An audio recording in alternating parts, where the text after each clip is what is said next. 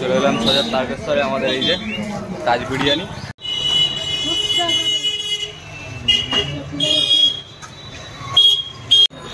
চলে এলো আমাদের বিরিয়ানি। বিরিয়ানির মধ্যে কিন্তু এক আন্ডা, এক আলু, আর এখানে একটা বিরাট বড় সাইজের মাংসের পিস। দেখো এত বড়।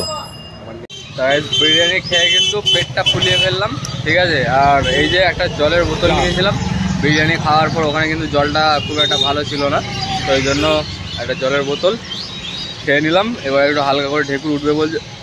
ও তো এবার চলো যা যাক আমাদের মেন জায়গায়।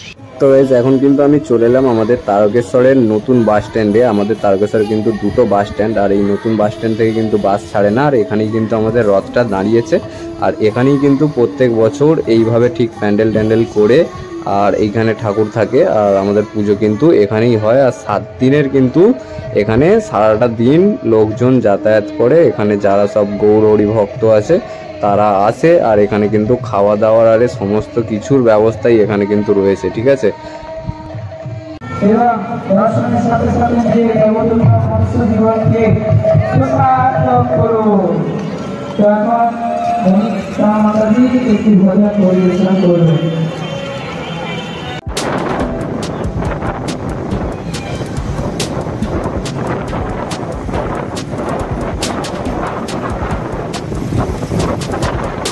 হচ্ছে আমাদের রিকুর গার্লফ্রেন্ডের বার্থডে কেক, ঠিক আছে। বার্থডে কবে?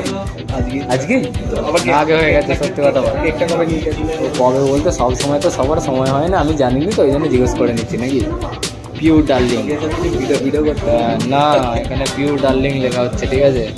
লেখাটা হোক তারপরে দেখাচ্ছি।